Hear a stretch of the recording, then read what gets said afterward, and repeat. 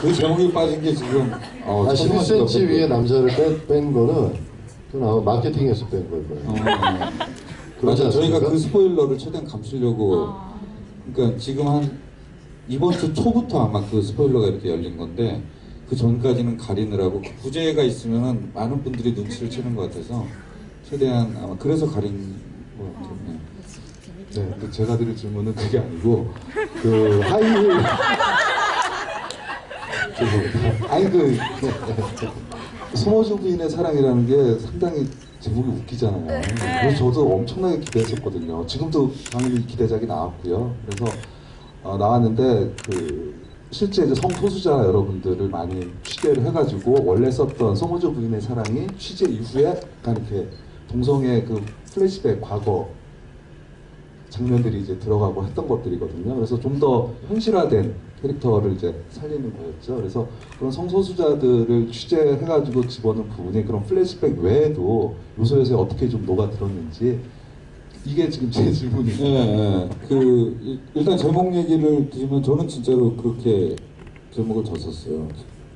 누군가는 뭐 셔틀이 부인의 사랑을 연상할 수도 있고 그럴 수 있는데 그랬었는데 가뜩이나 소재 자체가 약간 B무비적인 곳에서 소재를 가지고 오는데 제목 자체는 완전히 C무비 쪽으로 가고 있어서 이거를 가지고 어떻게 40억 이상의 예산으로 이렇게 만들 생각을 하냐고 몇 분이 얘기를 하셔서 그러면 뭐 바꿀게요 하면서 바꿨고, 그 다음에 이제 제가 진짜로 살면서 이제 본인의 성 자체를 바꾸신 분들과 이제 뭐 친구도 있고 그분들한테 조언을 많이 들었어요. 많이 들었는데 아주 결정적인 거가 그거였거든요.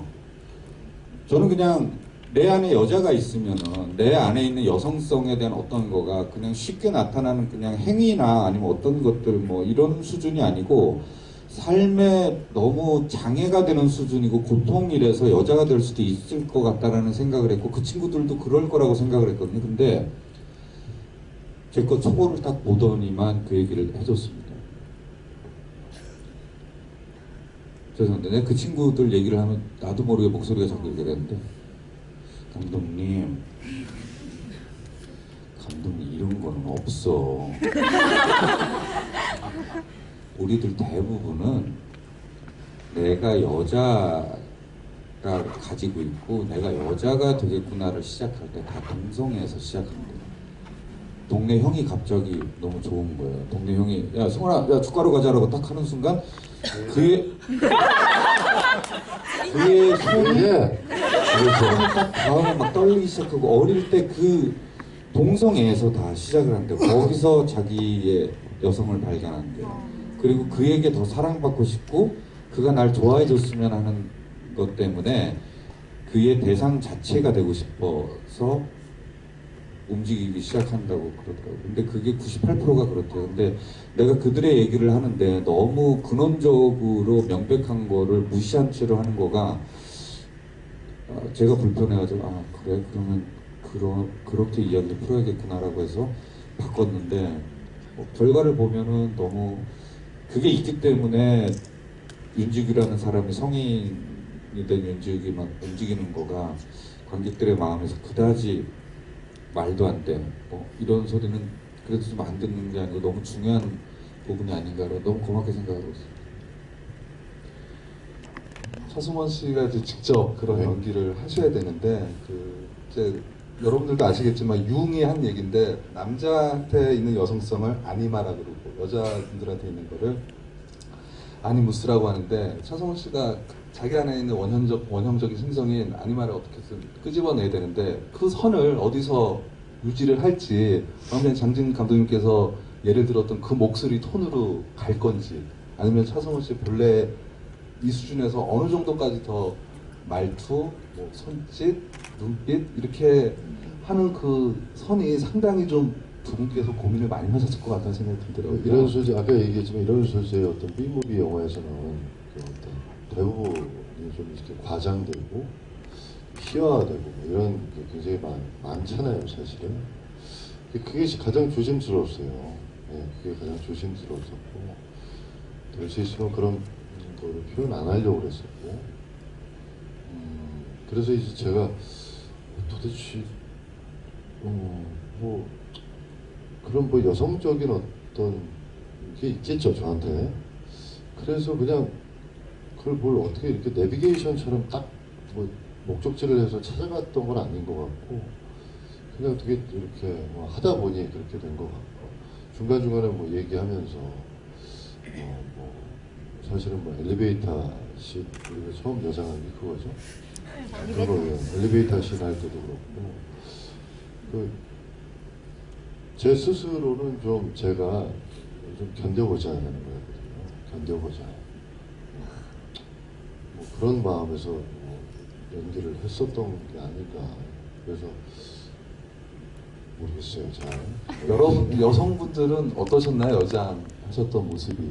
예쁘셨어요. 예쁘셨어요. 아름다워. 색달랐어요. 절대적이진 않네. 그냥 목소리 크신 몇 분이시고 견뎌내자라고 하고 이제 메이크업을 하고 하는데 전 스태프들도 만만치 않게 견뎠어요. 이상하죠. 그래도 차승원인데 그때는 또 엘리베이터 장면은 눈썹도 안 밀고 그냥 한 거잖아요. 네. 막 거기다가 막 옷이 왜 이렇게 붙었지?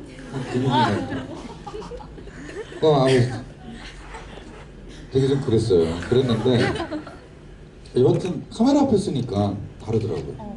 카메라 앞에서 그 배역이 돼서 움직이니까 이거는 뭐 옳지 이렇게 따라가지겠더라고요. 따라가지겠고 사실 저희가 찍은 것 중에서 처음으로 여성성이 나오는 그 장면은 이솜 앞에서 너 괜찮니? 입술 이렇게 하잖아요. 근데 이솜이 여기 반짝이가 이러잖아요.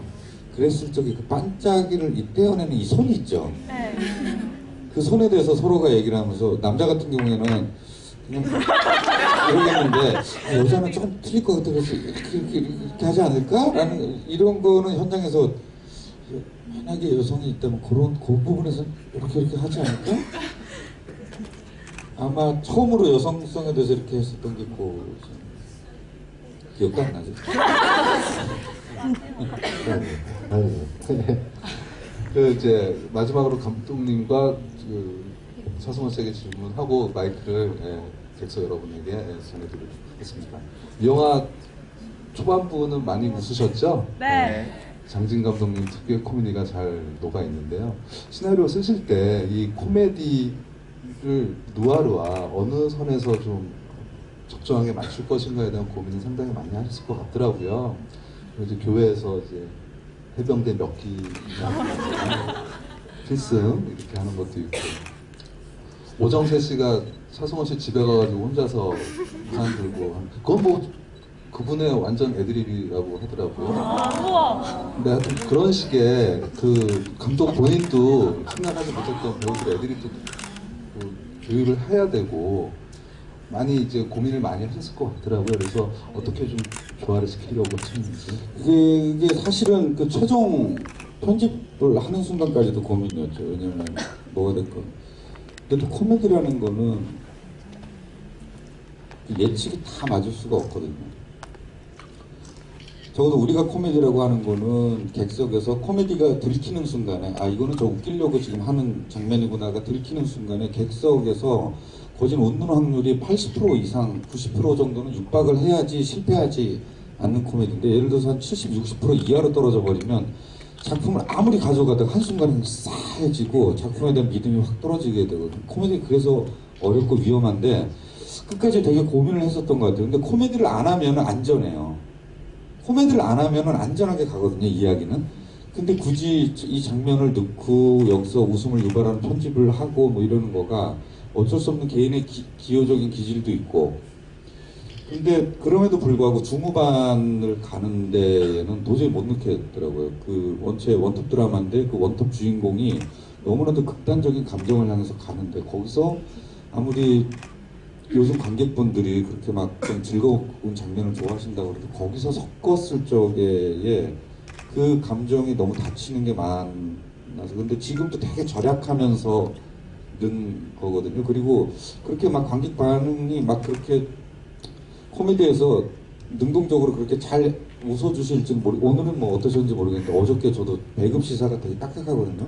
근데 배급 시사 관에서 봤는데 배급 시사 관에서 봤는데 뭐 어떤 사람 막 잔치집에 온 사람처럼 어떤 사람 막 웃더라고. 근데 막 공동 운명체처럼 움직이지는 않았어요. 어떤 사람 혼자 웃고 그래서 막 이랬는데 지금도 일반 관객분들에게 더 좀 보여준 다음에 내가 과연 코미디와 이런 절대적 드라마가 같이 믹스된 거를 잘했는지 못했는지에 대한 판가름은 어쩔 수 없이 제가 재능 한계가 있다 보니까 그런 실수를 많이 해요.